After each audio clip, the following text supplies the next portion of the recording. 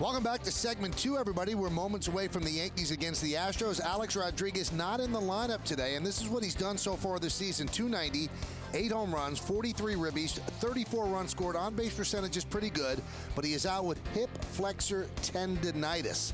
Now, our very own Jack Curry caught up with Joe Girardi to explain what this injury is about.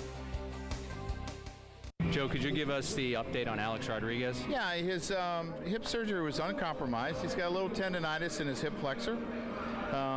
He's day-to-day, basically. Wouldn't rule out pinch hitting him today. I would love not to have to use him, but I talked to the trainer, and he said, you know, I wouldn't rule that out yet. And hopefully we'll get him back in a couple days. Despite the fact that he had the hip surgery last year, you have described this, though, as good news. Yeah, I think this is good news because I don't believe that they're really related. It's a hip flexor. It has nothing to do with his hip, his labrum in his hip. So I mean, the surgery was uncompromised, and I don't think it's ever good news when you lose your number 4 hitter. But I mean, as far as relating to that hip, this is good news. Well, if it in fact does not relate to the hip, then that is good news. Andy Pettitte, he's ready to roll here at the stadium. Lineups, first pitch, baseball, coming up next right here on Yes. With Capital One. What a beautiful shot of Yankee Stadium, and Yankees baseball on Yes is brought to you in part by Massachusetts Tourism. For great deals and endless ideas for your next Massachusetts getaway, visit massvacation.com. By Honda, look for money-saving leases and low financing at your Honda dealer. And by Radio Shack. The Shack gives you 3 reasons to go mobile: Sprint, AT&T, and T-Mobile. Paulie, it doesn't get better than that. Look at that shot. Different colors, like a rainbow effect. Nice. We're ready for baseball here at Yankee Stadium. Yankees have taken the field. Let's take a look at the Astros starting lineup, which is presented by our good friends at Lexus. Michael Bourne, he can run. He's in center. He'll lead off. Jeff Keppinger, the second baseman, bats second. Lance Berkman at first. Carlos Lee in left. Hunter Pence is in right field. Jason Michaels, the DH, will bat sixth. Pedro Feliz, formerly of the Phillies, he's at third base, batting seventh. Batting eighth, the shortstop, Tommy Manzella. And Kevin Cash will catch, and he's going to bat ninth. Andy Pettitte is ready, so is Michael Bourne, and let's do it here in the Bronx, New York, as the veteran left-hander winds, kicks, and deals, pitches upstairs, and we are underway. We're underway. You ready? I'm ready. All right, let's take a look at his numbers. They've been sparkling this year: 7-1, 2.47, 62 hits in 73 innings. Opponents hitting .239 against him. Bourne swings and misses.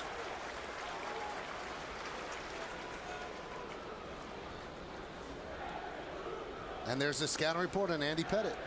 Well, 200. He's going for his 200th win as a Yankee. And that's a big number, considering Whitey Ford leads the Yankee organization with 236. Former mates, he pitched down in Houston. In 3 years, he was 37 and 26.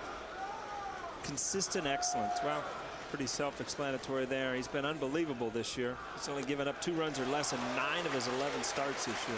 And he starts off Bourne with a ball tailing away from him, a swing and a miss, and Bourne strikes out for the first out. Let's take a look at the Yankees defense, which is brought to you by our good friends at Mercedes. Russo, Granderson, and Swisher left to right. Gardner missing another game with that bad thumb. Pena, Jeter, Cano, and Teixeira, as A-Rod has another day off. Cervelli behind the plate, and Pettitte is on the mound.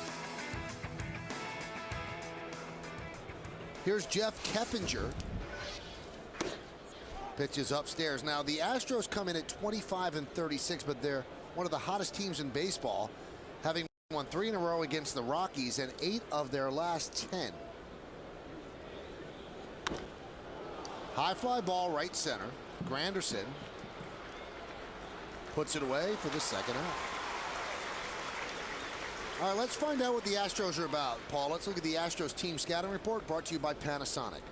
Well, hot in June. They're 8-2 in June, which has been their best stretch of the year behind the 8 ball. I mean, they lost the first 8 games of the year, and it's not the way to get off to have a good year. And will they be sellers? Everybody knows that a lot of trade talks revolve around this team. Roy Oswalt, Lance Berkman, Carlos Lee, a couple big names that could help teams in the playoff hunt. And Berkman fouls it away.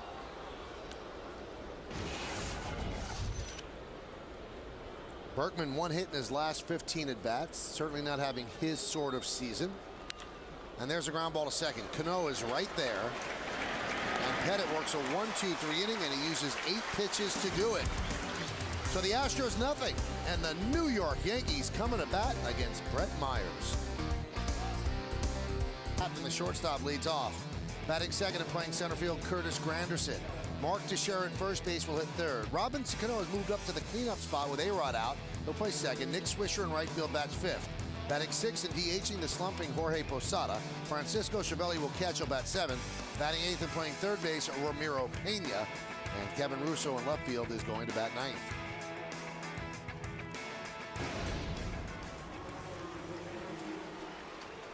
So Derek Jeter will dig in as the crowd continues to file into Yankee Stadium on a nice Friday evening in New York City. Those are the numbers on Brett Myers. 4-3, 3.01. More than a hit per inning. 65 strikeouts, 27 walks. Opponents hitting .275 against him. Yankees come in at 37-23. We'll get you the scouting report on Myers in a moment. And Myers deals. That's away in the count 1-0. Here's the scouting report. Well, Yankee success. He's 2-0. 2 starts against the Yankees, obviously coming with the Phillies. Slide this way. I mean, he's thrown so many sliders this year. The scouting reports he's a completely different pitcher. You see one right there. And 6 or more. I mean, he's gone more than 6 innings every time out.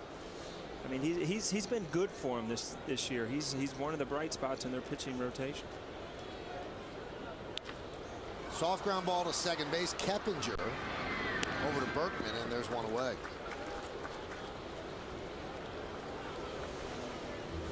So Jeter, working on a 7-game hitting streak, is retired. Let's look at the game time weather conditions presented by Bigelow Tea. Not a cloud in the sky right now. It is just a beautiful day. 70 degrees, 62% humidity, not much wind.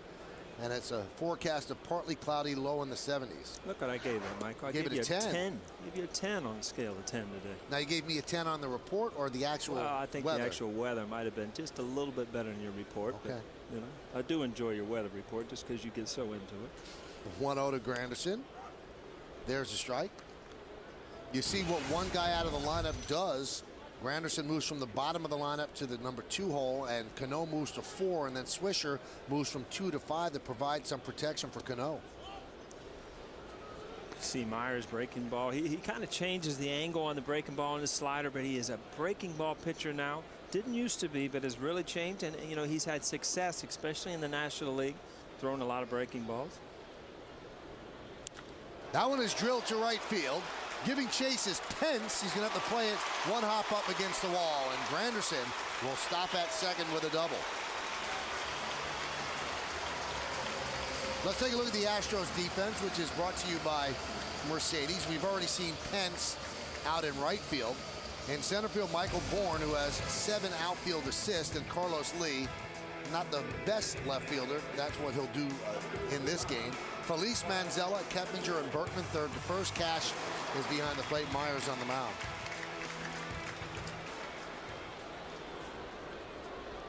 And here's Mark Teixeira.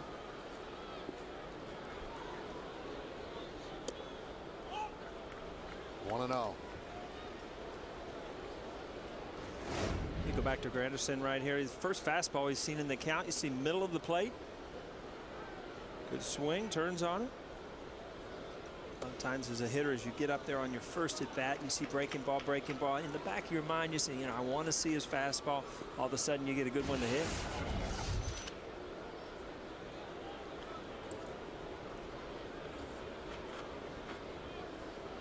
Teixeira 7 for 26 on the Yankees 6-game road trip. Yankees look okay against the Orioles, taking 2 out of 3, but against the Blue Jays, they lost 2 out of 3, so a 3-3 road trip. But Teixeira of late, 6 for his last 12, and now he walks. Now, I don't think that Myers pitched around Teixeira to get to the hottest hitter in baseball, but boy, Teixeira didn't have a pitch to hit there. No, I think it's such a mindset in pitchers now that with the base open, soon as you get behind in the count, it might be ball 1. All of a sudden, they start thinking in the mode of, I can get this next guy to hit in a double play. And then all of a sudden, you look who's walking to the plate, and you look at those numbers, guy leading all of Major League Baseball. So all of a sudden you're in a hole. But as a pitcher, your mentality is, I'm one pitch away of getting out of here. 18 for his last 38. Leads the major leagues with 146 total bases. Batted cleanup once this year. He went 3 for 4 with a grand slam. We did that game. Yep. Pitches upstairs. Home plate umpire is Brian Gorman. How about these numbers, Paul? Since May 18th, which is 22 games, he's 42 for 91, 462. Yeah, he's done a lot of damage against the Orioles. A lot of those games were done. I mean, he's just, and we talked about it. Right now, he's the best. He's the best hitter in the American League. There's no way around it. Power, RBIs, average, everything. Now, Cano's 376 average is the 3rd highest in the last 50 years for a Yankee qualifier through the team's first 60 games of the year. The 2nd highest is Derek Jeter at 380. The highest average in the last 50 years, Paul O'Neill. But he's trying to catch you. Base hit to right field. They're going to hold Granderson right there. So the Yankees have the bases loaded. Paul, after 60 games in 1994, you were hitting .417. Yeah, I remember a lot of the media, including you, Mike. Well, we'll talk about hitting 400 in June, and it got to June. You see Robbie get a pitch, and as a left hitter, when things are going well, you hit the ball hard, you find holes. Such a confident hitter right now. Yeah, we got to June that year, Michael, and then we had to start talking about it, and ended up going 0 for 20 something. Put me back down to earth real quick. I think you won the batting title that year. Wow. Ended with a good story then, right? Here is Swisher. And the pitch. There's a strike. Wow. I mean, you see Nick Swisher taking all the way there on the first pitch, and that ball right there just does not have enough break to hit the middle of the plate. That ball ended up over the middle of the plate. Good pitch to hit for a lefty. The 0-1. Count 1-1. And they say, Tony Randazzo says that he checked his swing. And you're seeing that, two types of breaking ball there. That little kind, almost like a cutter slider, and then that's the curveball there. And he's throwing a lot of breaking balls, obviously, but he's going to have to sneak that fastball in once in a while to keep these hitters honest.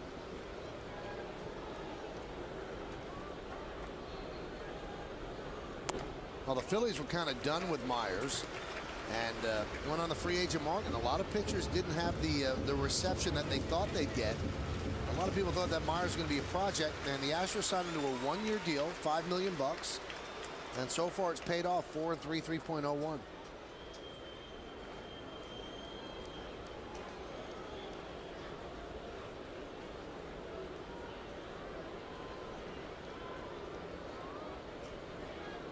The 2-1. 3-1.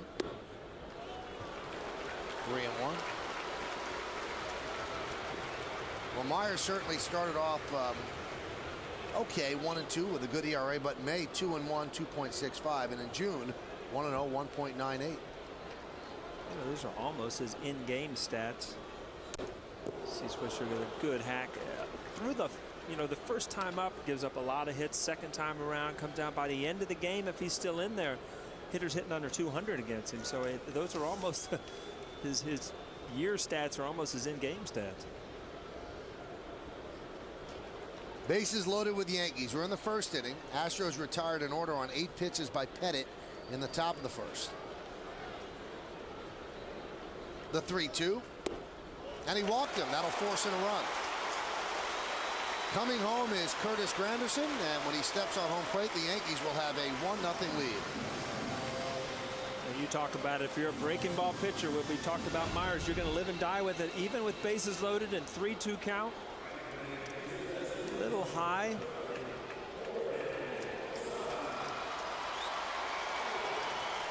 And one more rotation would have brought that ball down in the strike zone, but that side view, I don't know. Look right around the belt. Here's Posada, really struggling. 3 for his last 30, 0 for 11, 1 for 20, and he takes a ball as Cash goes out and talks with Myers. A lot of times as an everyday player, and Posada's no different. You fight to get back as quick as you can, and all of a sudden you realize when you get back, I might not be quite ready, but it's too late then. Then you have to work your way in, and he's going to be much better hitter when he gets behind the plate and starts catching again too. just get you back in your routine, back to what you're used to doing. And he said he has too much time to think between at-bats. There's a strike. You ever feel that way up here? Just got a little too much time to think. I don't have enough time in anything. Yeah. I wish I had more time.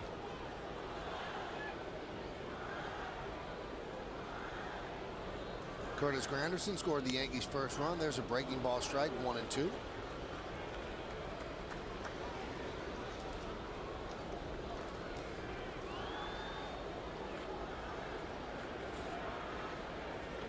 .249 home runs for Posada.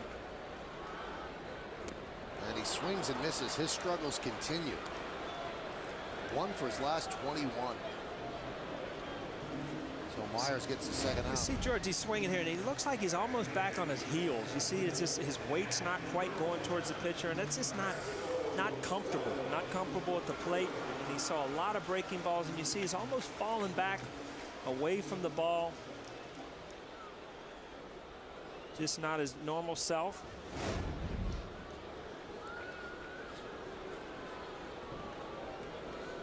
Here's Cervelli. There's a strike. Did you not like DH it? It wasn't my favorite thing to do. Joe Torre used to call me in the office once in a while and with a smile on his face almost say, you know, you're DHing today, because he knew I didn't like it. But a lot easier here in the new stadium because, you know, the batting cage is right down the steps. You can get swings, get a sweat going. Fouled off into the stands. But, you know, in the old stadium, you had to run down the, you know, the whole hallway to try to get some swings in between your at-bats. And if you're not used to doing it, it's difficult. You're just not, you know, it's hard to get yourself up and down, you know, every 20 minutes to a half an hour when you hit.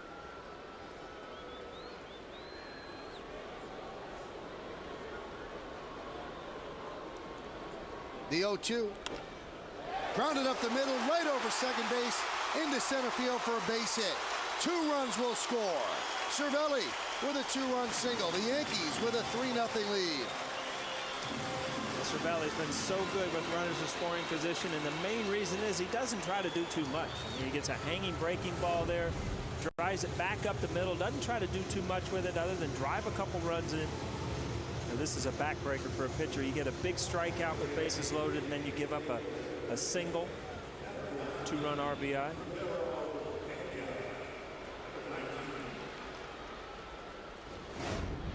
Cervelli has a real good idea what he wants to do as a hitter with men in scoring position.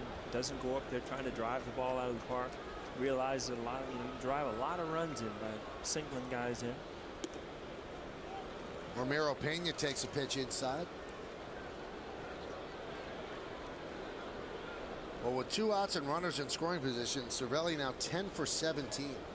It's pretty good.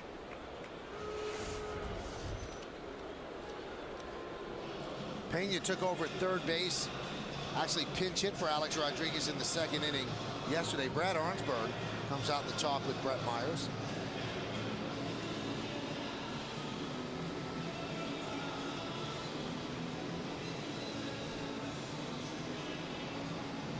They're trying to settle down Myers as Andy Pettit's enjoying the run support. IOTV offers you incredible HD picture and sound. HD is free with IOTV, the official HD service provider of Yankees baseball and yes.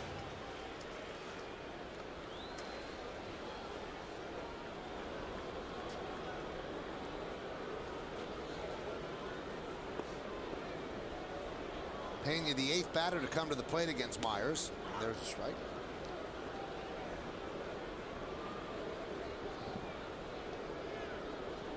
Pena at third because Alex Rodriguez is out. Hip flexor tendonitis. And they say it has nothing to do with the hip surgery that he had. And it's a day-to-day thing. So Pena is playing third.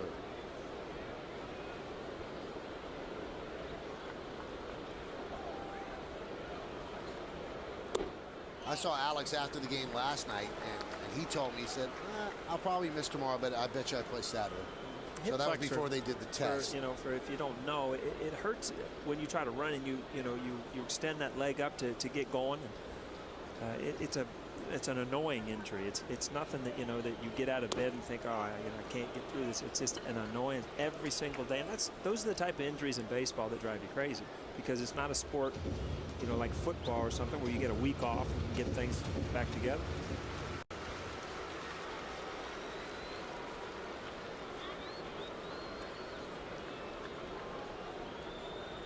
Runners go. 3-2 is fouled away.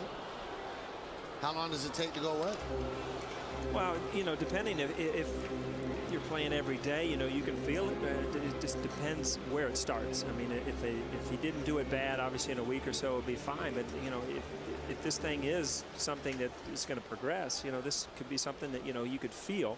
It won't cost you missing games, but you can feel for a long time. 3-2. High pop up, right side. Lance Berkman is there. He'll put it away in foul territory for the final out. But the Yankees get 3 runs on 3 hits. No error. Bedbugs can be everywhere and anywhere. Well, it's time for the Toyota text poll. Tonight's question is, which league has the advantage in interleague play? You can text your vote to 58772. Standard text messaging rates apply. Is it the American League 1 or the National League 2? I actually think that the National League has an advantage. Are you talking about the hitting, the pitcher? Or? Yeah, which team has the advantage? I think the better team has the advantage, and I think there's better teams in the American League. What do you think? Some might argue with that this year. Yeah. A lot of good young players in the National League, but I'm just saying that National League team could always pull a guy off the bench to DH. American League team, the pitchers don't know how to hit, and they're helpless at the plate. The 0-1 to Carlos Lee is outside 1-1. By the way, when he pitched the first inning, he completed his 3,000th inning in Major League Baseball. Pretty consistent over each 1,000. You look at his numbers, they checked the swing there. Pretty consistent. 78 and 44 first 1,000, 84 and 45 second 1,000, and 74 and 47 the last 1,000.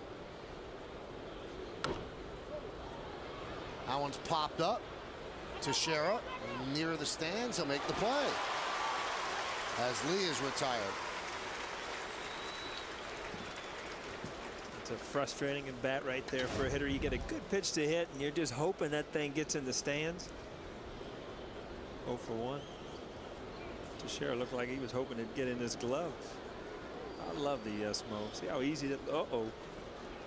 See, yet that ball, as a fielder, you never want to be backing up and reaching backwards. That means that ball's drifting on you, and you know, it kind of gets out of your line of sight.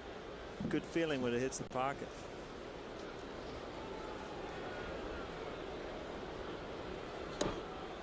Only one other active pitcher has thrown 3,000 innings, and that's Jamie Moyer. And Moyer is 10 years older than Andy Pettitte. The 1-0, 2-0.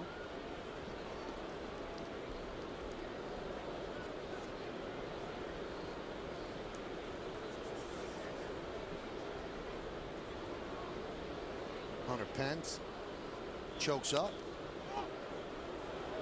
Count 3-0. A lot of times as American League, especially if you're a Yankee fan, you're not real familiar with a lot of names. I mean, Hunter Pence was an all-star last year. Obviously struggling lately, but pretty good player. A lot of times in these interleague series, you'll see these names, the people you don't recognize, but pretty solid player. 1 hit in his last 15 at bats. And the pitch. There's a strike. 3-2.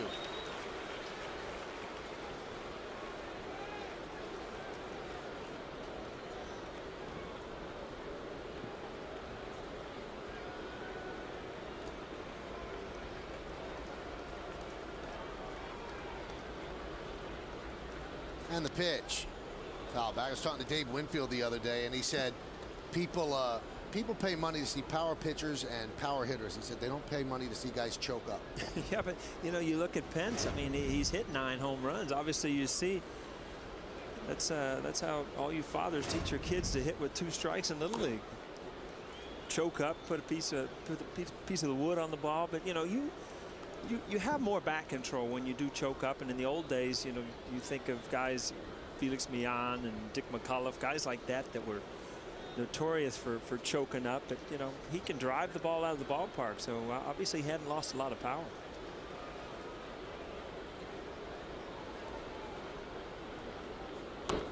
He does play his home games in a cozy little ballpark. I was going to say, you remember that ballpark, Michael? Yeah. We actually got an opportunity to open that ballpark in an exhibition game, and I remember hitting a couple home runs in those exhibition games that you didn't really hit real hard, and great hitter's ballpark. Minute Maid Park used to be Enron Field. 3-2, and finally a base runner for the Astros as Pence works a walk.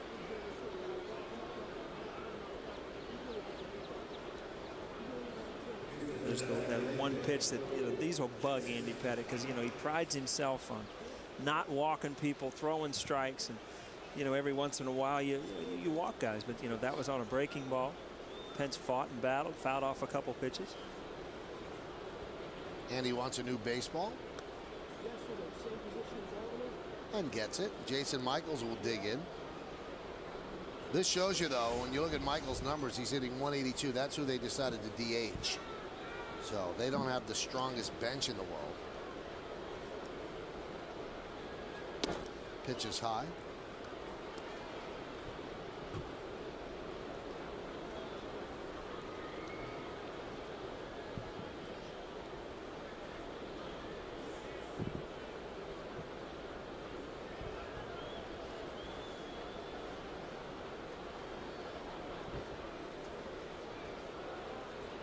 The 1-0 popped up. Giving chase is Teixeira, and a couple of rows back.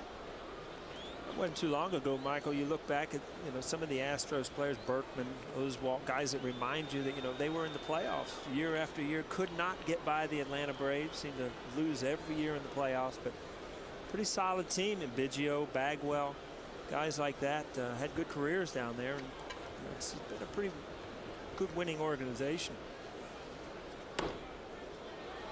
Blooped out foul territory. Teixeira will make another play for the second out. This moment in Yankees history brought to you by Johnny Walker. Demand greatness in every sip and every season. Johnny Walker, proud sponsor of the New York Yankees. 1961, June 11th, Roger Maris hits a two solo home runs, and Mickey Mantle adds a 3-run shot as the M&M boys drive in all 5 runs in a 5-1 victory over the Angels. Maris would finish with 61 homers that year, and Mantle, who spent a lot of September on the DL, ended up with 54. It just makes the story, though, when you throw in names like that. Maris and Mantle, huh?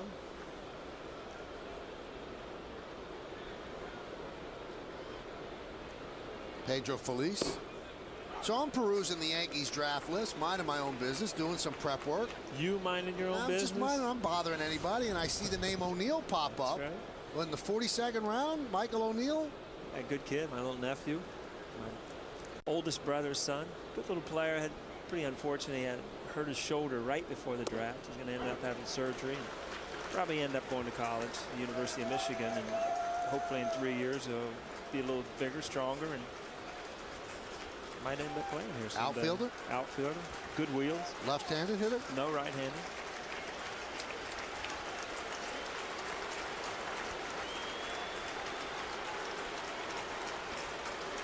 The 0-2.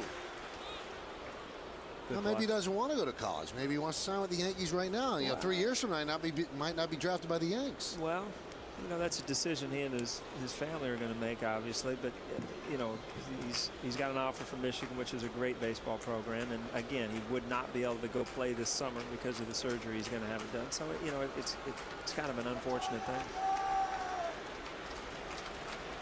Well, that was a decision that Derek Jeter had to make. He was drafted and also had a scholarship offer to go to Michigan.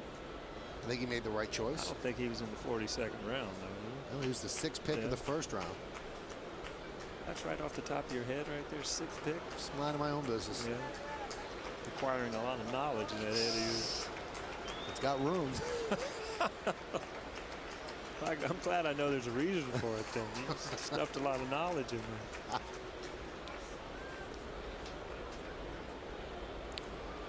Pedro Feliz steps out with the count 1-2. Signed as a free agent after being with the Phillies last year.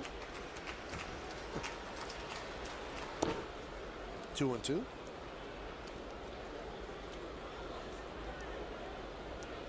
Feliz can really pick it at third, and he's not having a very good year offensively, but he did a nice job with the Phillies. Won a championship in '08 with them, and last year a National League titleist.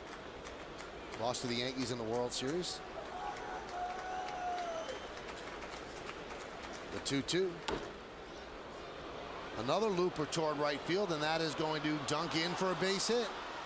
Nick Swisher will get the ball in. He'll actually run the ball in halfway, as Hunter Pence will stop at third. So a bloop single for Pedro Feliz. You know, Feliz and Myers, if you think about it, you're a free agent. You think you're going to go to an organization. See this pitch, a little cutter gets in on the handle. If you stay through the ball, he's strong enough to drive it into the outfield. But all of a sudden, you look at where you are. You know, you're 10 games out. You're in a team that might start unloading some players. And as a free agent, you know, where have I gone? You know, you've gone from Philadelphia and championship teams to competing every single day to an organization that's, you know, had a subpar year so far. There's Tommy Manzella.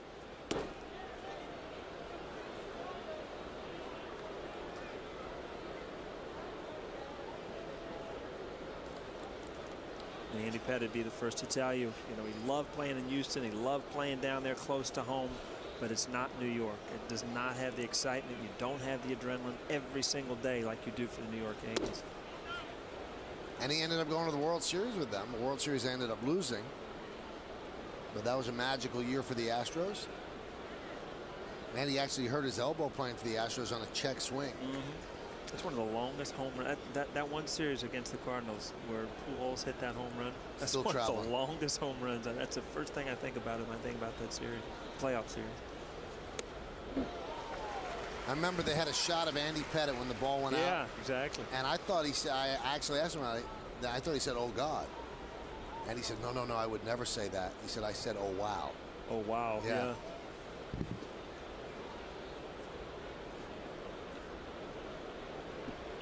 That wasn't oh wow. The 2-1. Bunted. Funny story, and you know, I usually don't tell stories that I hear from the team, but you know, this one on the team flight that night, Andy Pettit told me Brad Ausmus was the catcher, and they were in the middle of their flight, and all of a sudden he got up on the speaker, and he said, "Gentlemen, out to the right of your window of the plane, if you look real close, there goes the ball that Albert Pujols hits." This is 30,000 feet up. I'm sure it brought a laugh to the boys. The 2-2. The count 3-2. Hey, they ended up winning the next game. A lot of people thought that that would just destroy their confidence, but they won the next game, went to the World Series. What year was that, Mike? 2005. 2005. So we talk about, you know, it's really not that long ago that, you know, the Astros were competing for a world championship.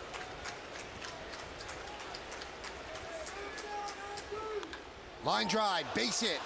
Down the left field line, scoring easily is Pence. Pedro Feliz will round third. They're sending him home, and he will score. It's a 2-run double for Manzella, and the Yankee lead is now 3-2. You'll see this pitch. Andy Pettit, when he misses out over the plate is when he gets hurt, and that ball right there ends up in the middle of the plate. He's so fine with his pitches, can hit the corners at will, but when he hits the middle of the plate, you don't miss him. Right there, men in scoring position, opportunity to get out of the inning. Kind of a curveball or a cutter that didn't quite make it to the inner half. Not a bad feeling as a hitter, believe me. So there's a strike to Kevin Cash.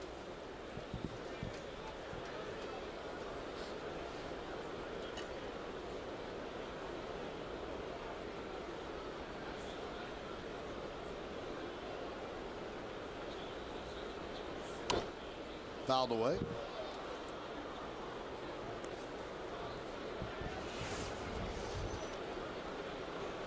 Well, the next pitch will be Andy's 30th of the inning.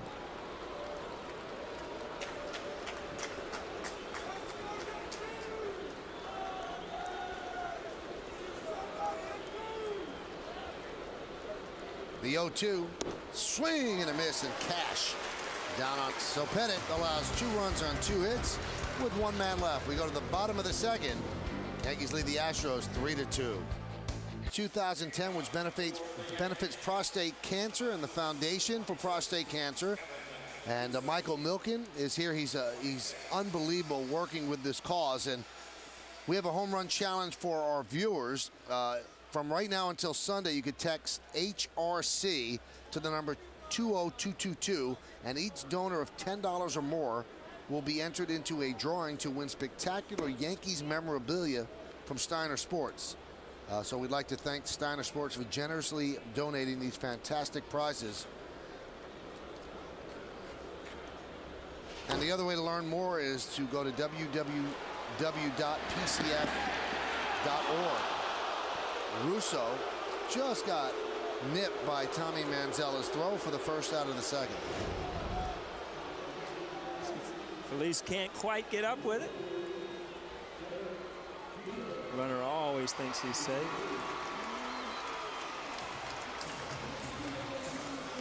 Get a good angle here. I say safe. Wow. Ball hadn't quite hit yet there, so he was right. First base umpire Paul Nauert. Is it ever going to end this year, Michael, with the umpiring calls? What do you think? Is this a bad year for them? They're just having a bad year? You know what I think it is, Paul? I really believe that they're not any different than they've ever been. I just think the technology to prove that they're wrong or right is better. I mean, this is the first time we've ever had Yes Mo. Well, and I miss Yes Mo while I was gone, by the way. We're going to send you a home edition. Swing and a miss. No, you get a Yes Mo like a rock band. I can sit down there and just play with it. You could slow down everything on TV. It's coming out for Christmas. You know what? When you say that, that makes me feel better about all my arguments with the umpires. Because now I know if I'd have had Yes Mo, I probably would have been right. But sometimes the Yes Mo shows you're wrong. Well, you always got the glass half full, and you always got to take a little bit out of it, you know? Swing and a miss as Jeter goes down on strike. Well, that's why you christened me with the name Schleprock, so. Yeah, you were a good luck charm.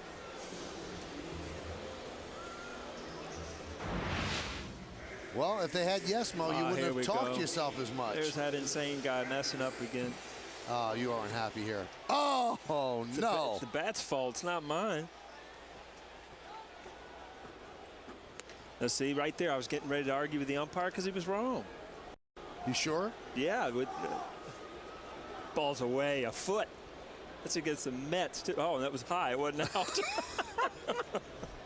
I knew it was something. Oh.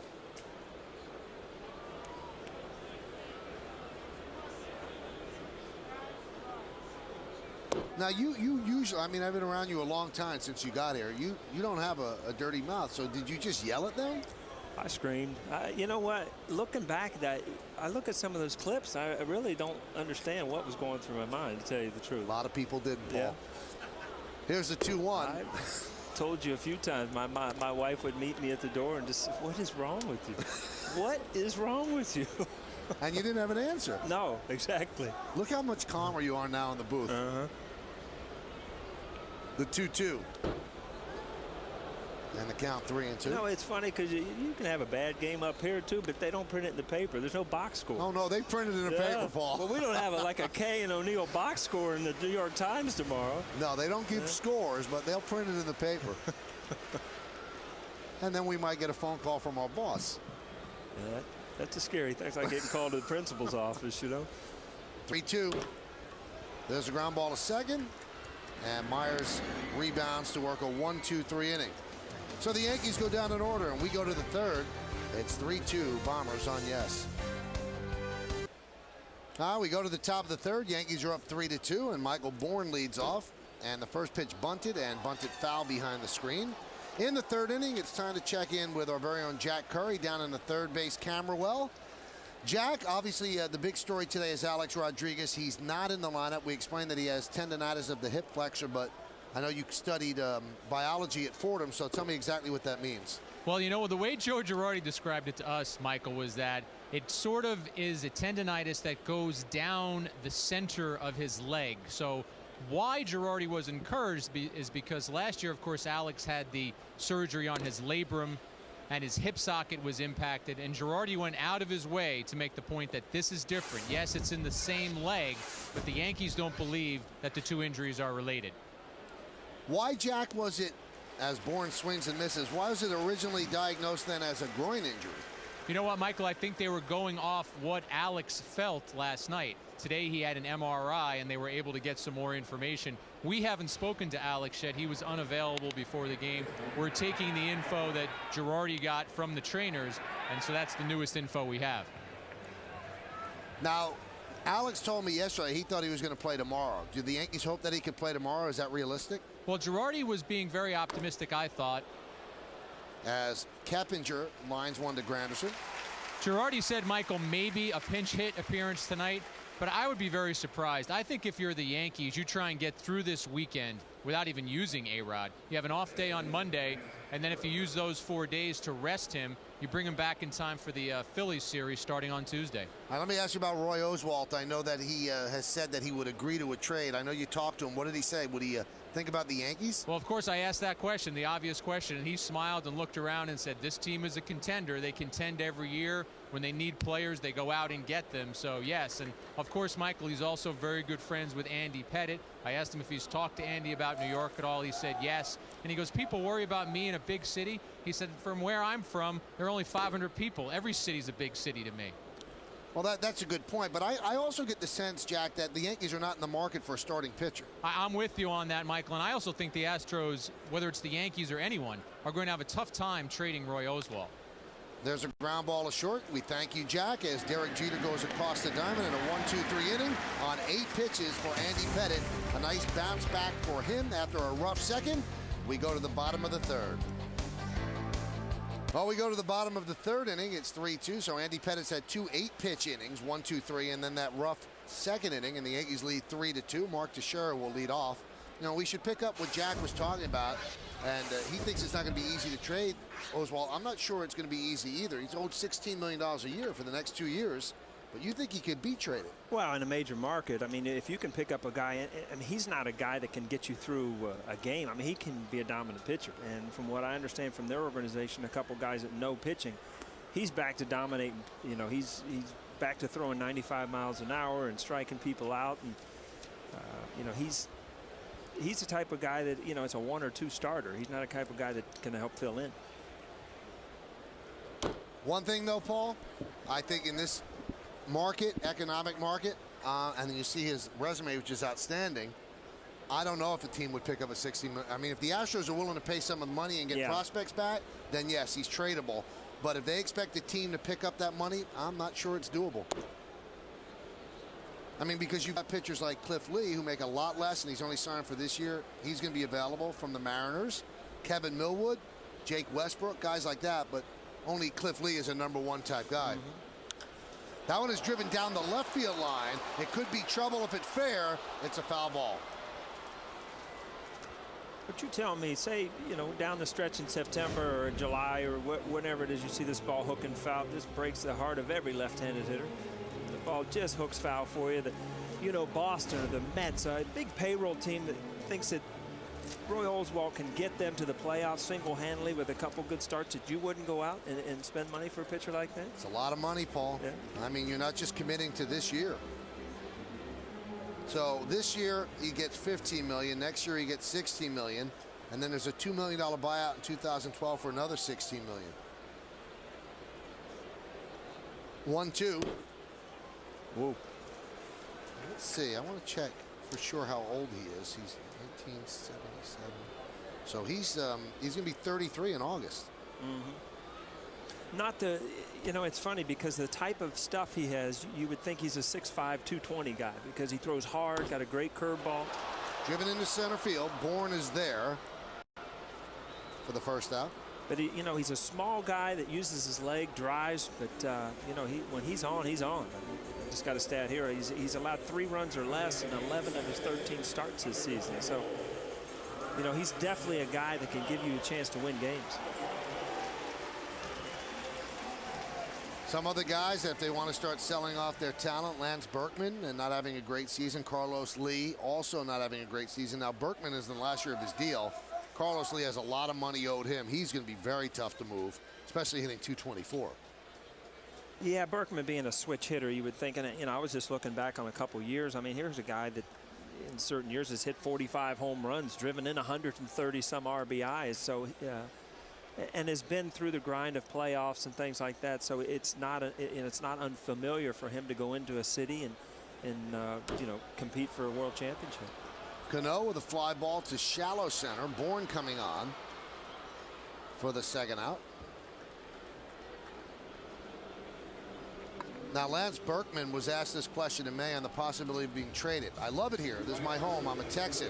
It'd be tough to have to go somewhere else. But by the same token, if it was the right set of circumstances, which let me reiterate that we're nowhere close to right now, if it came to that and they came to me and said, hey, would you be open to this or that, I'd be open. Now, there is a caveat with Berkman. He's in the last year of his deal. But he also has an option that would pay him $15 million next year or a $2 million buyout. And from what I've heard from people around baseball is if he's going to accept the trade, he wants that option picked up. The 0-1. 1-1. No, if you think about it, I mean, he's a little bit past Teixeira in age in his career, but a lot, you know, defensively not the same, but hitting, a switch hitter, power, drive numbers. I mean, it's the type of player he was. Keppinger feeds to Myers covering, and Myers is now retired. 7 Yankees in a row. We're through 3 here at the stadium. Having a good time. 3-2 Yankees. Oh, it's time for the New York State Smokers Quit Line Quiz. Derek Jeter was selected overall by the Yankees in the '92 June amateur draft. Whom did the Astros select first overall? You know this one. Yeah, right on this one. You know this one, right? I don't know this Yes, one. you do. If you think about it, you would. So you just give up. That was your problem in school. I'm glad you knew that. 1-1 count to Carlos Lee, who fouled out to Teixeira in the second. Goes straight up and back. I want to tell you how deep the blood is of fans of New York. You know what? I'm getting some texts from the equipment manager of the Celtics. And what do you do on a day off in the NBA Finals? You watch a Yankee game. And right before you take off, go out to L.A. and hopefully win a game out there. But no. Game 5 is in Boston. 2-3-2. Oh, I am he's confused. Relaxing, yeah. Oh, no wonder he's watching the Yankee game. Here, I thought he was going to take off and go out to L.A. That's Johnny, the equipment guy from the Celtics. He runs the organization. The 2-2. Grounded foul. That should get us a couple of T-shirts, Celtic T-shirts, don't you think?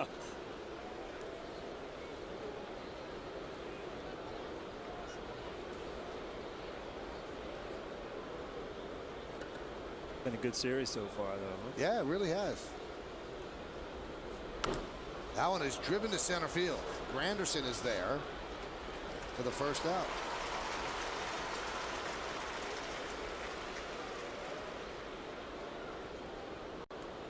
You know, Andy Pettitte at 7-1. You'd have to say he's going to be in consideration for the All-Star game, and you know, his manager is the manager. And Andy has always said in the past he was always torn, spending time with the family. But this time he said he would love to do it. He said, you know, you get to this age and, you know, you might not ever go back. He said it would mean a lot to him if he went this year. And, you know, unless he has just a dreadful June, you would think he's got a pretty good chance to go. Well, he's been so consistent. You just hope that, you know, these things don't start getting in your head where you try to force yourself to have good games and pick up wins. You got to let them happen. And they've, you know, he's 7-1 because he's taken the ball every 5th day and given them a chance to win. And you just hope that he can continue that and obviously make the All-Star team. Line drive. Oh, what a play by Jeter. From his knees. Fires. Not in time. Getting to that ball was quite a play, and then he got off a pretty good throw from his knees. But Pence beat it out. We talk about the way he chokes up, puts a bat on the ball. You see, every once in a while as a fielder, you kind of dive and put that glove in the vicinity. The ball's hit so hard. But you see just a little too much loop on that throw. Pence gets out of the box pretty good. Jeet's body was facing third base there, so it's really hard to throw against your body to get anything on. Kind of a short hop, great play. Sign of frustration by the captain. Here's Jason Michaels. And that one's popped up. Jeter backpedals. Now called off by Granderson. 2 outs. This is the Yankees' first trip back to the stadium since they had the boxing match here, and the field certainly held up. They thought they had it figured out, that it wouldn't beat up the field, and it looks okay. The field was actually in right center field, or the boxing ring was in right center field. Miguel Cotto beat Yuri Foreman. So they drew 20-some thousand? Some 20-something, yeah. Here's Pedro Feliz. 1-0.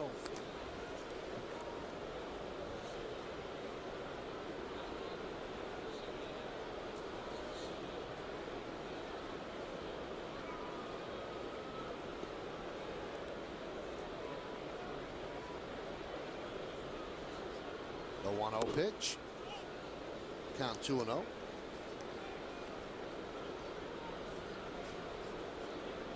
Astros in interleague play, just a smidge under 500, 95 wins, 100 losses.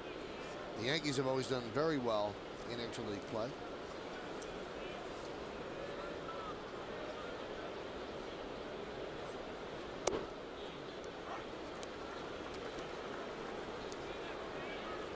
See a little difference between Andy Pettit and Myers, the way he's throwing the ball. In a fastball count, you see a 2-0 pitch right there.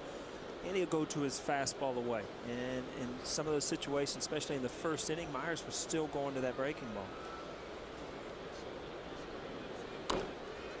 Grounded foul.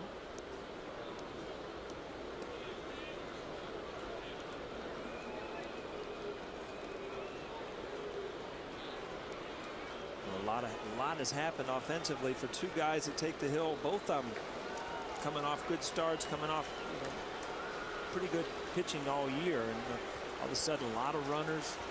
5 runs scored on with both teams already.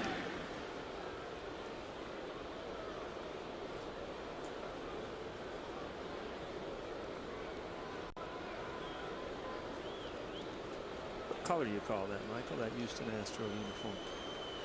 Rust? Rust? Maybe brick? Remember the old days where they had the all colors, real bright orange, like comet, going across their chest? I can remember looking out there and seeing Nolan Ryan looking at you with that uniform on. It almost was like a rainbow. Yeah. This is a good-looking uniform. There it is. Colors. And there's Nolan. Whoa. I tell you, that was not a fun at bat in the Astrodome where you couldn't see anyway. Been in the Astrodome? Yeah. Impressed?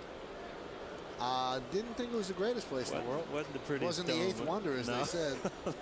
By the time I got there, it wasn't either. 3-2. Grounded to short. Backhanded by Jeter. He goes across the diamond. And they get Pedro Feliz for the final out. No runs are hit. 1 man left. We go to the bottom of the 4th. 3-2 Yankees. We go to the bottom of the 4th inning, and the Yankees lead the Astros 3-2. It'll be Posada, Cervelli, and Pena against Brett Myers. Myers deals outside, 1-0.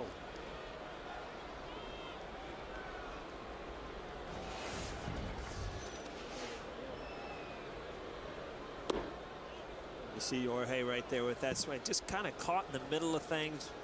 That pitch right there, you know, it almost looks like he's looking in but waving to the ball away. And it just, as a hitter, when you're not comfortable, everything's not in rhythm. There's a few pitches that you can really handle. About 3 in the afternoon, Posada continues to work on his catching. 3:19 to be exact, this time on his throwing, but he's been working a lot with Tony Pena, trying to get back into catching shape. He wants to be behind the plate. He doesn't consider himself a DH. In 72 games as a DH, Posada just a .205 hitter.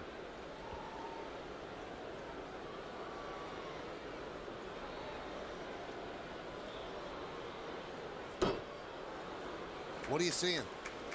Well, again, just kind of caught in the middle of things, and when you do that, you start rushing, and you know you'll fly open and just See that front shoulder, front hip kind of going off, and it's just that ball right there. When you're real feeling good, you'll cover it, drive it up the middle, and if you're out in front a little bit, you'll pull it in right field. Myers throwing another breaking ball. Look how easy it'd be to hit in Yes Mo. Really pick up the seams. You see Jorge way out in front of that pitch. Just everything kind of falling away from the ball. And as a hitter, the at-bats start happening so quick that you really can't get your wits about you to correct it at the plate. And it usually takes a couple hits, and all of a sudden your confidence starts going back. And the big thing is just to wait to see the ball. Cervelli with a pop-up to Pence. 2 away. Let's take a look at the answer to the New York State Smokers Quit Line quiz. I'm telling you, Paul, you know this one. Jeter selected 6th overall of the Yankees in the '92 June amateur draft. Who did the Astros select 1st overall? Phil Nevin. Nevin. You knew that. Should have known that, right? Phil Nevin's now managing in the minor leagues. Is he really? Here is Ramiro Pena.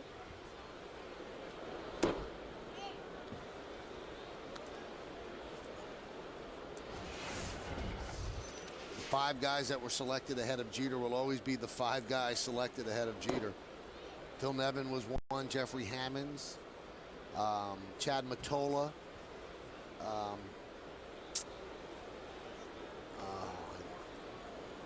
know this. Paul Shuey. Paul Shuey.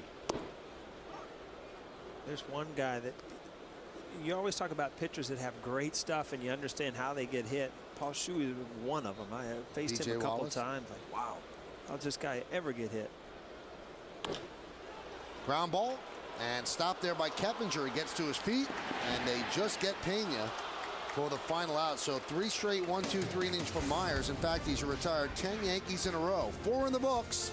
Yankees lead the Astros 3-2. A really nice play by Keppinger, who got to his feet to get the final out. Thank you, Bob. We'll hear from Bob a little bit later on, as well as on the WB Mason postgame show with Jack Curry. Tommy Manzella leads off and takes a strike, and that one is skied to center field. Granderson is there. 1 out. Manzella actually with a 2-run double in the 2nd inning and accounted for both Astro runs. Each team with 3 hits. The Yankees scored their 3 in the 1st, and the Astros their 2 in the 2nd. The big hit for the Yankees, 2-run single up the middle by Francisco Cervelli, and the other run scored a bases-loaded walk by Nick Swisher. Both pitchers look much better rhythm than they did the first couple innings. Much easier for a manager to relax when a guy, Andy Pettit or Myers on that, get off to kind of a tough start. You just trust that they're going to get it together and get you into the 7th inning. Good chance of winning the game. High pop-up, middle of the infield. 3 infielders converge. Jeter makes the call on the catch for the 2nd out. Yankees lead 3-2. They're watching that in the Mohegan Sun Sports Bar. There's a shot of the place, situated in center field in Yankee Stadium. The Mohegan Sun Sports Bar is a great place to gather and enjoy the game. Good to see you out there, Paul. I like those kind of places. A little different perspective of the game. And there's food. Food, people cheering. It's kind of a neat surrounding. Oh, imagine you go in there. Be fun. Oh, it'd be great. Weekend with the Warrior. On assignment. I like that assignment thing. You know that? I really do. I think it's neat. So in the 3rd inning tomorrow, you want to go in the 3rd base box instead of Jack? Down in the well, in the camera well. Want to do that? Absolutely. All right. Now that Flip just left, you can say yes, right? No, Flip's back. Oh. Oh, sorry, Flip.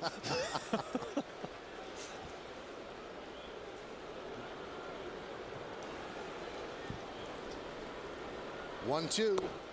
You were looking for M&Ms before the game. Did you ever get it? No. I got the idea because I saw one of the New York Giant football players down there ready for the game, handfuls of M&Ms. We get 1 bag, they get whole. You got nothing today, though. We don't need anything. Grounded foul. Michael Bohr, I mean, this guy, we talk about a little bit in the pregame, and good speed, leading the National League in stolen bases. hasn't hit his first home run of the year. So when you look at the stats and you see a guy like that, you know he's a base steal. You know he's got speed. And he's pretty much overmatched him today with a breaking ball. Swing and a miss. And Andy Pettit works a 1-2-3 fifth inning. The end of 4.5. We are halfway through. Yankees 3, Astros 2.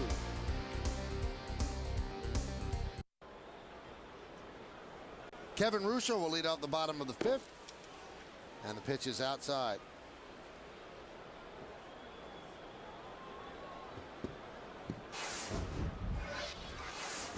Just nipped by Manzella in the 2nd.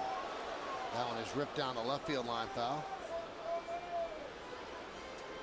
You know, it's funny because, Michael, like I said, I just came in last night from Cincinnati, and summer has set in. You know, the kids are all out of school, and then I forget when you get here. I mean, the kids are still in school to the end of June here. Yeah. So it's, you know, why summer take so long here in New York? We gotta build smarter kids, you know, to survive New York. Oh, need more schooling. A little more schooling. Yeah.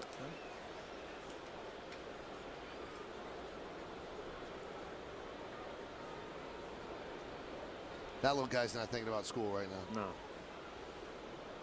I don't know what she's thinking about. She's locked into something. I know what he's thinking about. Look at that.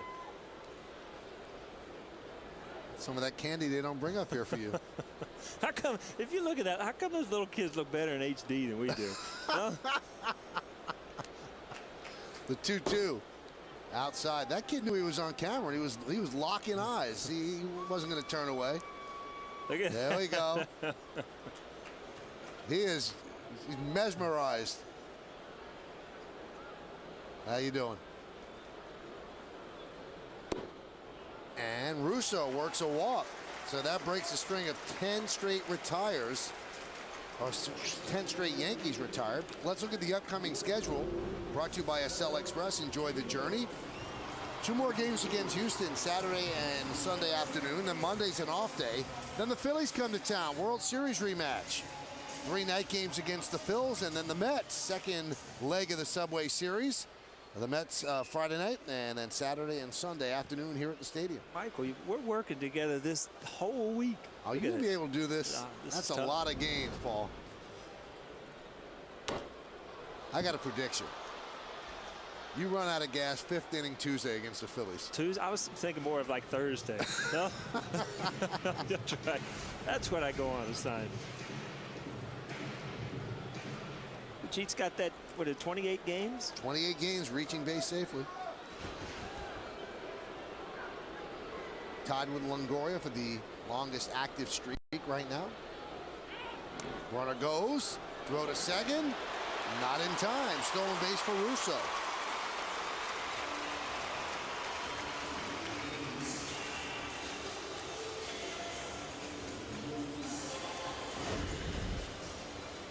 Russo will get a pretty good jump. Throws high, gives him an opportunity to get in there. That's his first big league stolen base.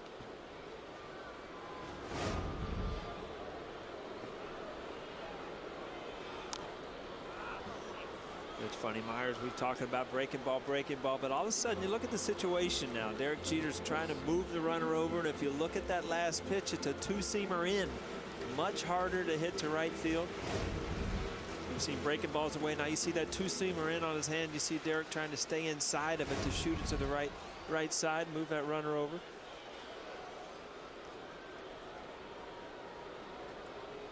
The 1-2 inside.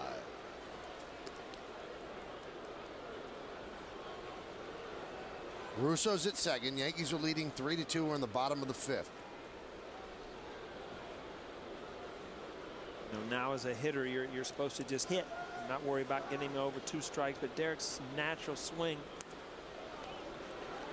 So with 2 strikes, you don't worry about moving the runner? Well, you're supposed to, you know, strike 1, strike 2. You're almost giving yourself up to try to get him over. But you know, then as 2 strikes gets there, you know, you're supposed to become more of a hitter. But in the back of your mind, you know, you still think about that. But you know, like I said, Derek's such a good hitter at hitting the ball the other way. Well, doesn't get it done that time. Ground ball is short for the first out. Now, the success on that at bat, as far as Myers is concerned, is he busted him so many times in that at bat that he finally got Derek looking, and then he took something off of it with the breaking ball, and he got him to roll over. Now, if that pitch is early in the count where he's looking away, he'll handle that ball and he'll shoot it to right field. So, good pitching sequence for Myers. See that front hip fly open. And a couple pitches in off the plate will help you do that as a hitter, believe me.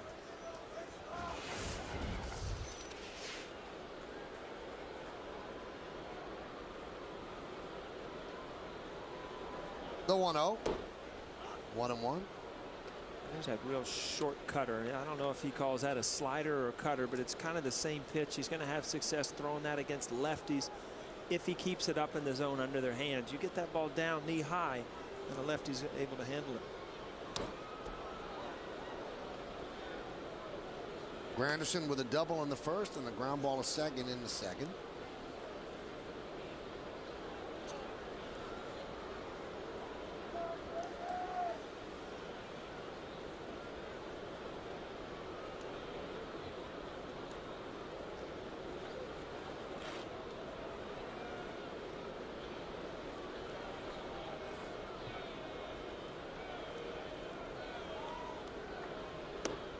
Strike three. Granderson down looking. Now tonight is an anniversary of sorts, Paul. June 11th in 2003, 6 Astro pitchers combined to no-hit the Yankees, and each one that came in seemed like they threw a little bit harder than the next. Oswald, Monroe, Sarlus, Lidge, Dotel, and there's Dotel, and the final one was Billy Wagner, a 6-pitcher no-hitter against the Yanks. And Matsui made the final out. Yeah, that doesn't happen very often. See Billy Wagner, emotion. I mean, that's just to be part of a no-hitter, even if you didn't throw the 9 innings. That one is looped into right field. It is a base hit. Russo rounds third. He will score. It's an RBI single for Teixeira, and the Yankees lead 4-2.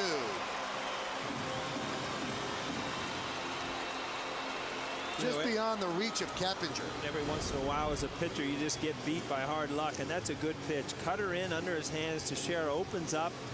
Broken bat just out of the reach of Keppinger. You just, again, we're going to watch the Yesmo. The ball is going to get way in on the trademark. You see that bat just shatter. You hope as a pitcher you give up hits like that with 2 outs and nobody on. Not with the man in scoring position. 37th RBI for Teixeira. So it's now 4-2 Yanks. And here is Cano. Cano's single in the first extended his hitting streak to 5 straight. Teixeira now is 7 for his last 14, pushing his average back up to where he thinks it belongs and where the back of his baseball card says it belongs. Popped up. Lee is there, and he'll put it away for the final out of the 5th. Well, there's 1 run, 1 hit, and 1 man left. We've played 5, 4-2 Yankees. Yankees Baseball on Yes is brought to you in part by Heineken Light. See the light. And by Avis, the official rental car company of the New York Yankees. While we go to the 6th, Jeff Keppinger will lead off. And there's a strike.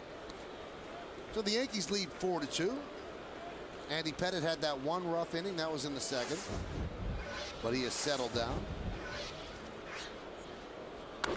That one is driven deep to left field. Going back, Russo still back, and he makes the play in front of the warning track for the first out. And Jeff Keppinger, I saw play in Cincinnati a few years ago when he broke in. Pretty good offensive player. Came in as a shortstop. See that ball just got in on him a little bit. And Michael asked you earlier in the game, Kaz Matsui, who started at second base for the Astros early in the year, just didn't hit. And then they got rid of him. This is really the first time Keppinger's had an opportunity to play every single day as a second baseman. There's Lance Berkman. And there's a strike. Let's check out the Home Depot hitter scouting report on Lance Berkman.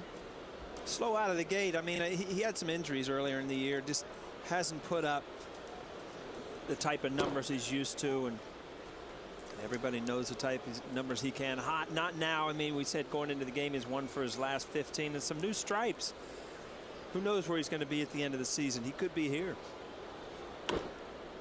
That one is driven out to right field and deep. Swisher back, still back, track, makes the play as he hits into the wall for the second out. And has a big smile on his face. And you see that Berkman has a big smile on his face. Hit the ball hard. Swisher gets a good break on it. Makes a good bait. But I saw Lance Berkman on the field before the game, and I said, you know, I know you and Andy are very close friends. I said, how tough is it for you to go out there? And he jokingly said, I almost asked out of the lineup. This is strange. But got good piece of wood there, and it was interesting to see him run by Andy on the way back to the dugout. Give him a little smile.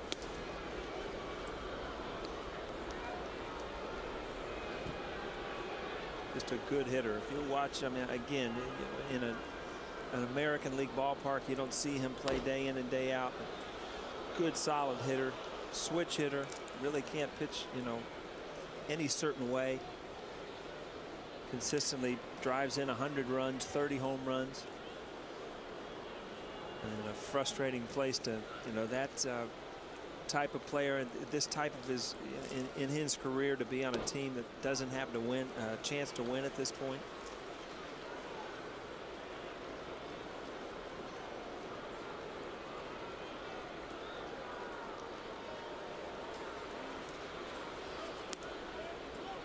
Count 2-2. You know Berkman's nickname, right? Old Elvis. Old Elvis? Yeah, he looks like the older Elvis. The 2-2. Still 2-2. And Carlos Lee, you bring him over as a big free agent. He's really done what you brought him over to do. I mean, he's driven in 100 RBIs in the last 3 consecutive years. So his power numbers is 20 to 30 home runs a year. It's just that, you know, the team in other ways has gone down, and that you thought he could be the person to get you over the hump. A lot of fly balls for Pettit tonight, and an 11 pitch 1-2-3 inning as each outfielder got a put out. We go to the bottom of the 6th, 4-2 Yanks. We go to the bottom of the 6th inning here at Yankee Stadium, and the Yankees lead the Astros 4-2 on yes. And Nick Swisher's going to lead off against Brett Myers. An important inning, not because Nick Swisher's leading off, but we have special guests in the booth, Michael Milken and Whoopi Goldberg. And welcome to the booth, guys. How you doing? It's great to be with you. Michael K. Do you know that Whoopi was a guest on Center Stage, Paul? Great guest. Better than you, better than your show. Well, that's not hard to do, but I'll tell you one thing. Whoopi and I took the field together in a softball game. Yeah. How'd that work out? Pretty good. We won, didn't we? Yes, we did. That's right. Yeah. I know the reason you guys are here, Home Run Challenge, and you come up. We always love having you here, Michael, every single year. Tell us about it again. It's our 15th year. Ends on Father's Day. Theme is to keep Dad in the game and raise money and awareness for prostate cancer. I want you to know the Yankees are 11-3 in the previous 14 years, so they have a good record, and we get to see a lot of home runs. Now tonight we've seen some runs, but we need a little few home runs. It's worth about $12,000 for prostate cancer research for every home run. It's the most exciting play up here when he has a home run call anyway. Now, how does this work? I mean, how do people donate? How could they get involved? You go to PCF.org, PCF standing for the Prostate Cancer Foundation.org, and you can pledge money for home runs hit during the 60 ball games the Yankees play for. And a great deal of the money we raise stays right here in New York. That Swisher goes down on strikes. Now, usually you bring Tommy Lasorda. We'd much rather have Whoopi up here. So, Whoopi, how did you get involved with this? Well, Whoopi wants to keep men in the game, and she's got an important message for all the men of America. Shut up and bend over. Get your ego out of this. This is about your life. This is your life. This is not, you know, this is nothing but living. And if you want to stay with your kids, You got to do this. You know, we encourage our kids to take care of themselves. So if you're not going to do it, why would they listen to you? So please, shut up, bend over, let the doctor find out what's going on. Wait till you get home before you take your advice, right, please? Now, Michael, So I it's remember just- something that you said a couple of years ago that really struck me. You said that you felt that cancer was going to be eradicated in this country in the next decade or so. You still believe that? We've made more progress in the last 12 months in all cancers than we probably have in the last 20 years. Our goal is to eliminate cancer as a cause of death and suffering by 2016.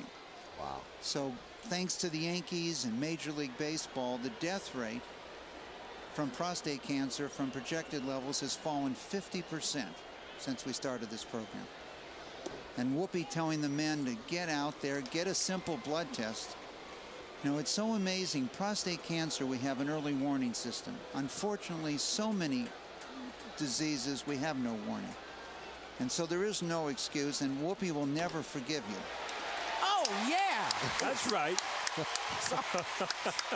So Posada, who has been struggling, struck out his first 2 times up. He singles to left field. You know, it's fun. It's not funny, but I have a story, and I remember Joe Torre calls me in his office in spring training, and he sits me down, and he says, you know, I want you to tell the team I have cancer.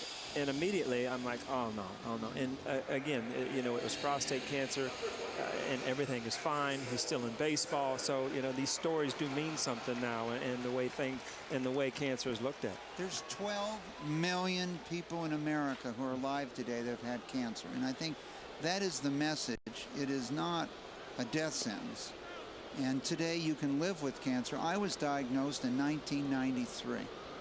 And the treatments are better, the early detection's better, and we're going to eliminate prostate cancer in the next 5 years as a cause of death and suffering. And we want to thank the Yankees, who have hit more than 50 home runs for us over the years. How much have you raised with this, Michael, over the years? We've raised $35 million from the home runs, and for every dollar we've raised, we've got $25 additional spent. So directly and indirectly, $800 million by the Yankees and Major League Baseball over the last 15 years. There's the 1-1 to Cervelli, right back to Myers. And that's a double play, a 1-3. We love having you up here. It's such a great cause. Michael Thank and you. Whoopi, thank you so Good much. Good to see you, Michael. Good to see you, Whoopi. Yeah. That's Whoopi Goldberg and Michael Milken. What's the address again, real quick? PCF.org. All right, get involved. Advantage in interleague play. You've been voting at 58-772, and here is how you voted. 77% think it's the American League. Because I told you they were better. See? They listen to you. Yeah. I'm glad somebody does. I always do. That is a foul ball. Hunter Pence was trying to will it fair, very, very close, but just foul.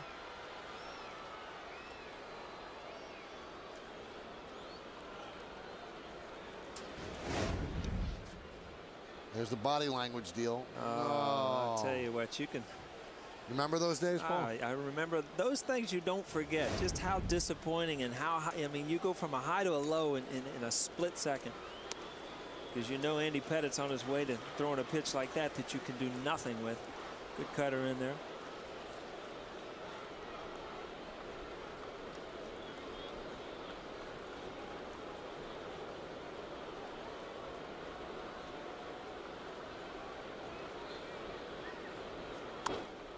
Hit sharply, right to Jeter. And Pence is out. Well, we got a game tomorrow, Paul. Tomorrow's starting pitchers brought to you by Fios TV, Internet, and Phone. This is Beyond Cable. This is Fios. Wandy Rodriguez, 3-8, 4.95 against Javier Vasquez. Really pitched much, much better of late. 5-5 with a 5.63. Our coverage begins at noon with the BP show. 12:30 is the pregame show, and right around 1:08 will be first pitch. It was good to see Michael Milken and Whoopi Goldberg here for a very good cause. But the best part about the visit is that Whoopi Goldberg stole Paul O'Neill's M&M's. Just one bag. Yeah, but you want it too. It's all right. No, I'd give anything. I did the YMCA with her up here. Did you see that? You did seem animated. You want an M&M? No. No? No, thank you. The Verizon Wireless scoreboard shows the Yankees up 4-2. Andy's about to throw his 90th pitch. Swing and a miss. Another good pitch. That cutter, he'll go from that breaking ball to that cutter against righties. You know, you see he's just absolutely, it's a four-seamer away. He and Cervelli are doing just talking to each other. Driven out to right field. Toward the line, Swisher. And he makes the play and makes it exciting for the second out.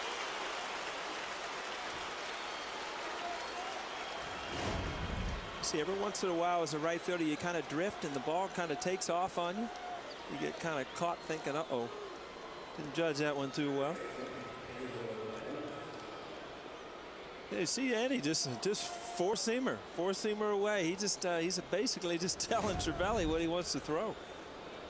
Now, why don't the hitters just look at it? Well, a lot of times you see the hitter look away. You're not really making eye contact with the pitcher like the catcher does. Norm Charlton, who I played with in Cincinnati, good bullpen guy. I mean, he used to just sit there and yell at the catcher what he was going to throw. And as a hitter, you know, you think, is he crazy or is he telling me? Or Andy's so locked in at what he wants to do. You see Cervelli right there. He's telling him what he wants to throw. It said change up, and here it comes. Dribbled slowly toward third, charging Pena. Fires, got him. Pettit is really dealing tonight. He retires the Astros 1-2-3. At the end of 6.5, it's time for the 7th inning stretch here at Yankee Stadium. Yankees lead. You know what I tell them? Innovation. Well, thank you, Bob. We'll see you on the postgame along with Jack Curry. We go to the bottom of the 7th inning, and the Yankees are leading 4-2. Both pitchers working quickly. Both offenses helping out, jumping on early pitches in the count. It'll be the bottom of the Yankee order and then back up to the top with Pena, Russo, and Jeter. 8-9-1 against Brett Myers. And there was a strike. Pena's 0 for 2, fouled out to first and then grounded to second. Verizon Wireless scoreboard, 4-2 Yanks. Yankees with 5 hits, the Astros with 3.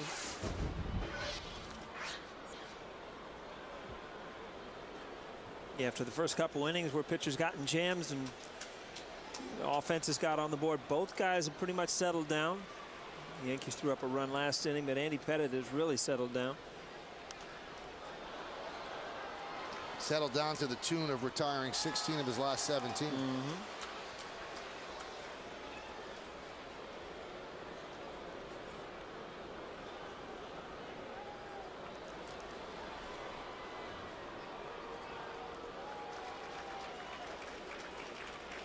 The 1-2, driven deep to right, but foul.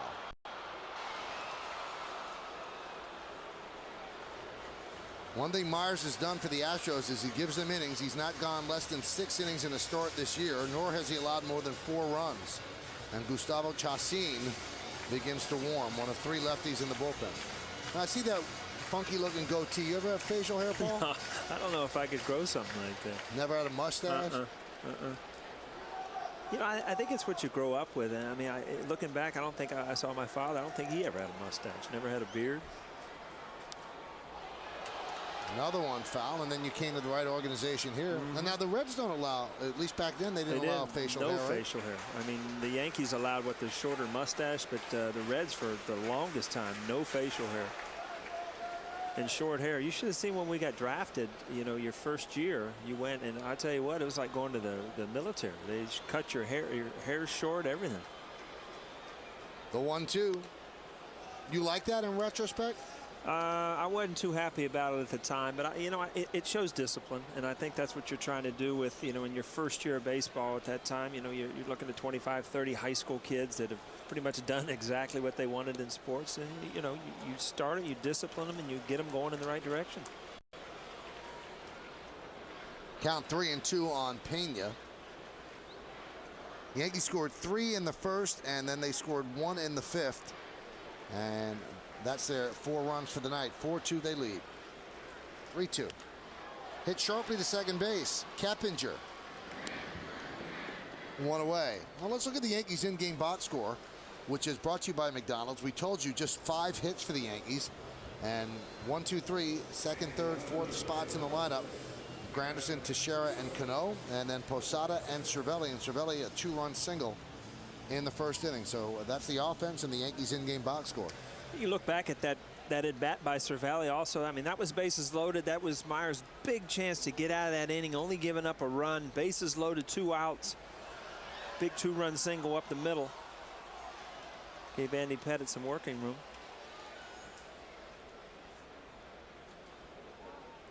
Myers at 110 pitches. Cervelli's had a lot to laugh about lately. Gotten big hits in big situations. There's a strike. And you look at what Pettitte's doing now, and it's not like he's, you know, just battling through to get innings. If you look at a lot of his outings, I mean, he'll go through stretches of 4 or 5 innings where he just absolutely dominates the other lineup, and just nothing's going on. It's just playing defense behind that. It gives you so much time offensively to try to tack on runs before you know it. You know, you put the game out of reach. I mean, looking back, I mean, he's been more consistent this year, Michael, and he has, you know, nothing has changed. Nope. The 1-2. No, this has been a special year for him so far.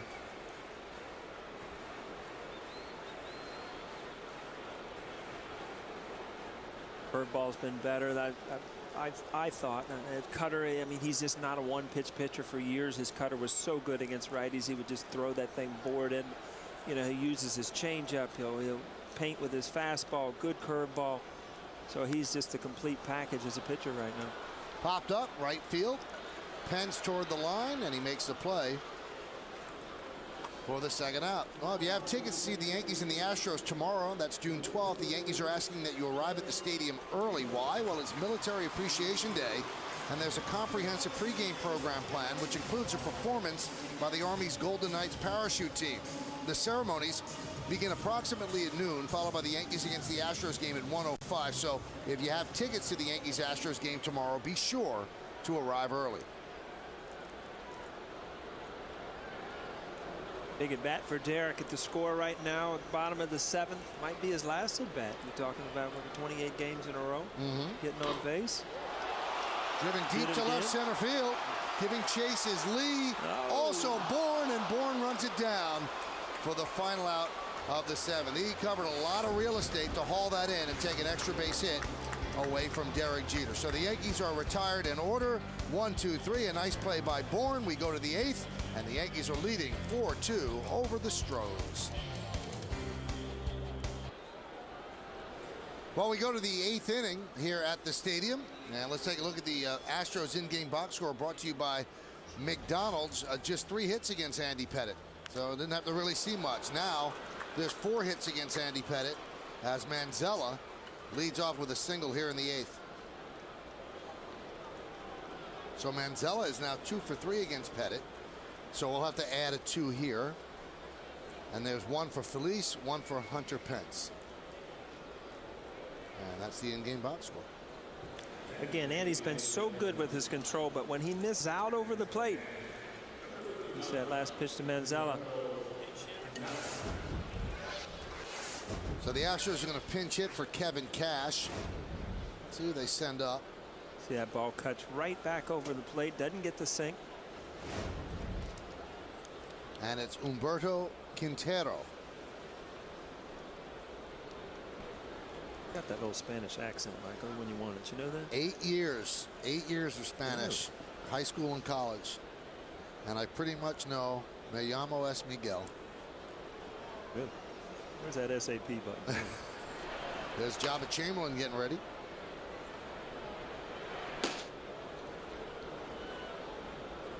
Swing and a miss.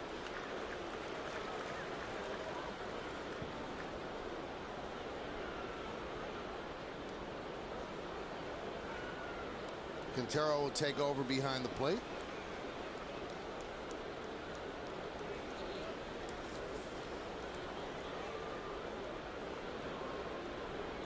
Andy 0-1. See, the Yankees can turn 2. There's 1. Hey, dropped the ball. Everybody is safe. Jeter dropped the ball. And he said, that's my bad.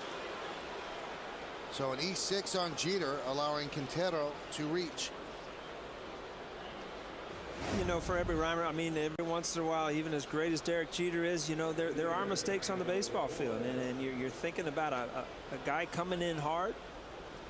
The ball kind of closes his glove before the ball gets there. Double play ball ends up costing Andy Pettitte some more player, and you know that's what you want to know. You want to know that that's my bad. Pick me up, and Andy Pettitte right here is going to try to do the same thing. Get a double play. He's going to get a bunt. A bunt by Bourne, and the runners move up. I guess they'll score that as sacrifice. I think he was bunting for a hit, but he does move the runners in the scoring position. Now a single might tie the game. That was a good play by Cervelli. Got out quickly. And Andy not thrilled as Joe Girardi will make his way to the mound and call on Jabba Chamberlain. So he'll take the ball from Pettitte, who's going to get a nice hand from the crowd here at the stadium. Chamberlain will come on to face Keppinger. Yankees are leading 4-2, but that lead is in jeopardy. Stay right where you are. Yankees Baseball on Yes is brought to you in part by J&R Music and Computer World, and by Toyota, the official hybrid vehicle of the New York Yankees. Well, Joe Girardi makes the call to the bullpen. Brought to you by AT&T. Rethink possible. Pettitte departs, and coming in is Jabba Chamberlain. And runners on second and third. Pettitte pitched 7 1/3. The 2 runners on are his responsibility. And obviously, Jeter turns that double play. It's a completely different inning. But let's talk about the move by Girardi, Paul, because obviously Andy's not at the point pitch-wise where he's overtaxed. Why do you think they made this move? Well, I think Keppinger's had a few good at-bats against him. I think man on first and second, or even bases loaded, you keep Andy Pettitte in there because he can get a double play ball. I think Jabba, you hope as a manager, can come in. He's got a better chance of getting a strikeout here and getting out this inning without giving up any runs. And again, I think Joe Girardi right now is holding his breath, hoping he gets through this inning to get Andy Pettitte a win. Here's Keppinger. Now Keppinger, a .314 hitter this year against lefties, .283 against righties, so that's not that drafted at .290 overall.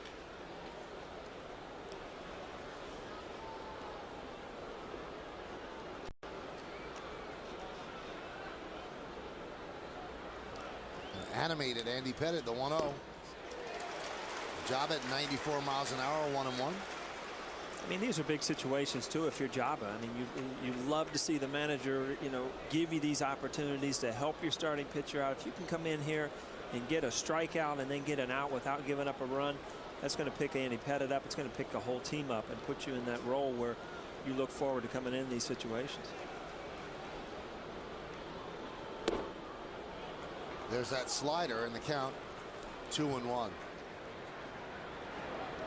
If the Yankees could hold this lead, it would be Pettitte's 200th career victory with the Yankees. I believe his 237th overall.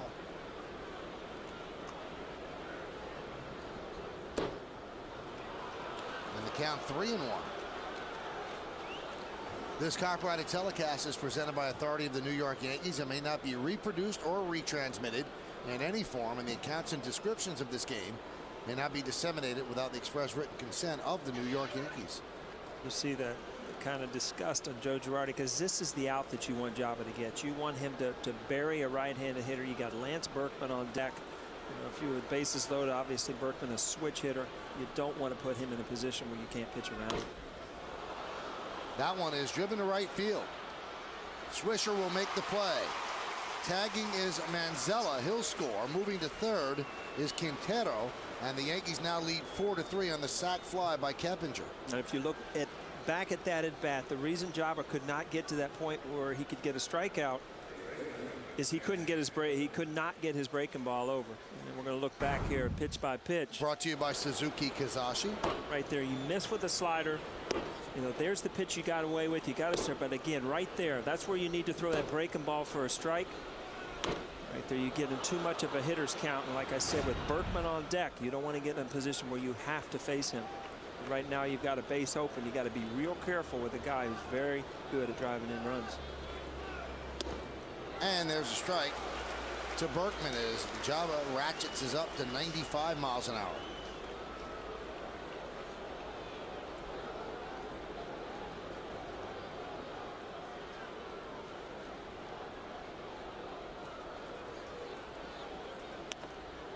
And again, another strike at 95. Again, good fastball. The tail at the end, right on the outside corner, 95 miles an hour. Tough position for Berkman. Has not seen a breaking ball in this count. Not going to see it here either. Count 1-2.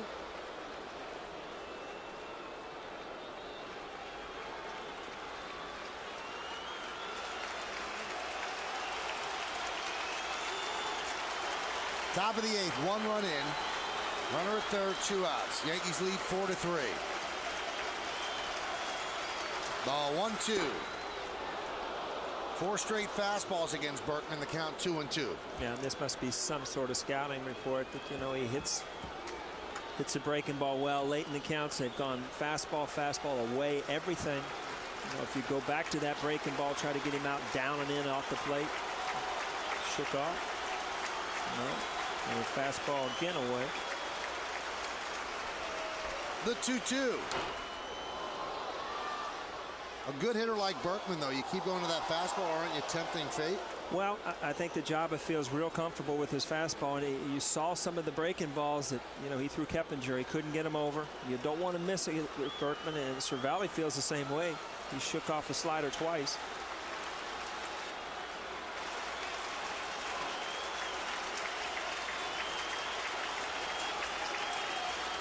That time he said yes. And the 2-2. Did he go? Yes, he did. Tony Randazzo punches him out. Berkman cannot believe it. Tosses the bat, tosses the helmet, but he strikes out nonetheless to end the inning. 1 run, 1 hit, 1 big error, 1 man left. Jabba likes what he sees. We go to the bottom of the 8th. Outside looks good. Dollar counts. That's why the Yankees buy office supplies from WB Mason for amazingly low prices on office supplies, furniture, cleaning supplies, kitchen snacks, and Green Mountain coffee. Who but WB Mason? Well, Lance Berkman strikes out to end the top of the 8th inning, and Paul, he was not happy with Tony Randazzo, the third base umpire. Watch this exchange. Did he go? Randazzo says yes. Berkman says what? There goes the bat. There goes the helmet. You know what that is. Every single time you swung, well, you know, as a veteran player, he's still in the game. But every time you point, you throw equipment, that's $100 or $200. So you'll be written up as a player for throwing equipment. But, you know, that's the frustration of the game right there. That's a tough call. In my mind, you know, he held back, but, you know, Jabba got the call. So you thought he held up there? I did, but I'm a hitter. Or was a hitter. Gustavo Chacin starts off Granderson with the pitch outside. Let's see. I think he went around on the IOTV HD Super Shot. I thought he did go around. It was very close, but I thought he went around.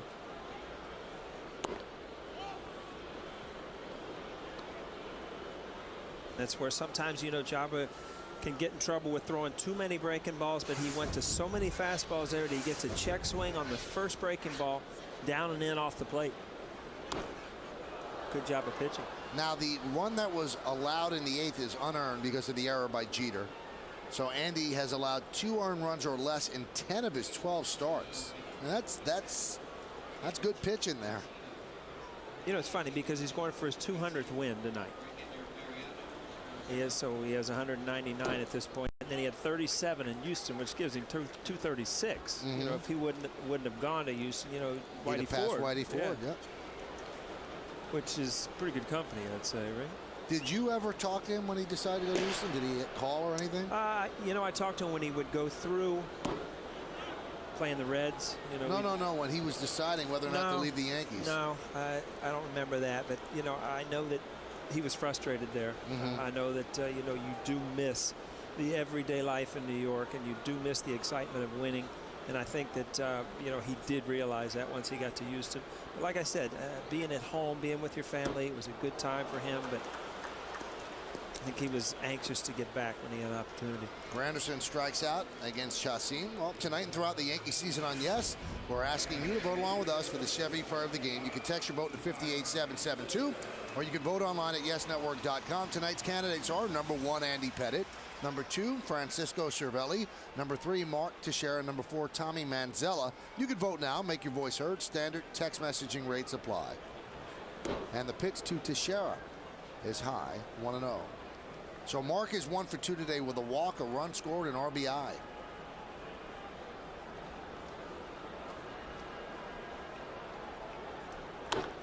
Driven out to right field and deep. Going back, Pence on the track. He'll make the play right near the wall for the second out. You've seen a couple guys tonight hit balls with their eyes big and thinking it might have a chance. It's a little cooler tonight. It's not a typical summer heat.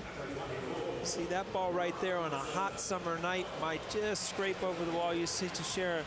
That's that look of a hitter. If you don't quite know if you got it, the ball not jumping tonight. So here's Cano. Robinson 1 for 3 tonight. It's kind of an off night when you think of what he's done in the past 4 or 5 games. It's pretty tough when you go 1 for 3 and your average goes down. Yeah.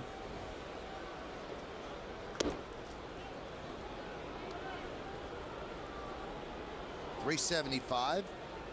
Started the day at 376. If you can keep this out of his mind, he'll hit in the high 300s. He'll hit 350 or something like that. As soon as you start, as good a hitter as he is, as soon as he starts getting pull conscious and thinks about hitting home runs, that's when he'll have that week where that average will drop a little bit, and then he'll get back to driving the ball to left field. But if he doesn't worry about home runs, you know, he's got a chance to hit 20 or 25 anyway. He's got that much power.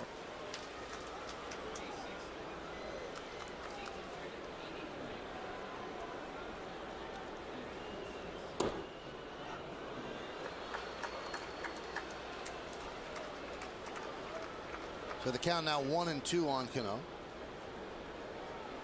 Crowd of 46,883 here on a Friday night in New York City. Just a great night for baseball. As Paul said, not too hot, certainly not cold at all. Just the perfect night to sit and watch a baseball game. The 1-2, 2-2. We gave it a 10 on your weather report. You gave it a 10, yeah. Hasn't changed a bit. Not a bit. Actually, might even be better.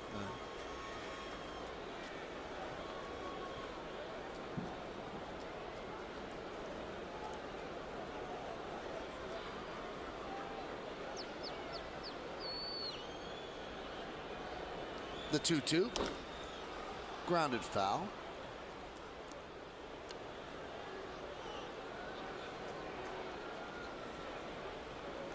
You know, Pettitte might have been frustrated in Houston because it didn't have the same energy and constant need for winning as New York, but he did make a lot of close friends on that team. And he's very well respected by Berkman and Oswalt. Those guys really liked him. Well, you go to an organization from New York, everybody wants to know how, you know, how was it? How do you win? And there definitely is a mentality to it.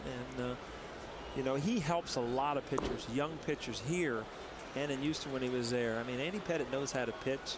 He knows how to communicate with younger guys and with veterans. And Roy Oswalt learned a lot.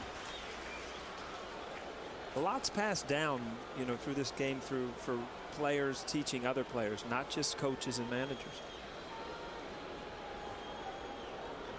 The 3-2. Swung on and missed. Good job by Chacin as he strikes out the 2 left-handers. While we go to the 9th, Mariano Rivera will come on. He will face Lee, Pence, and Michaels trying to hold a 1-run lead.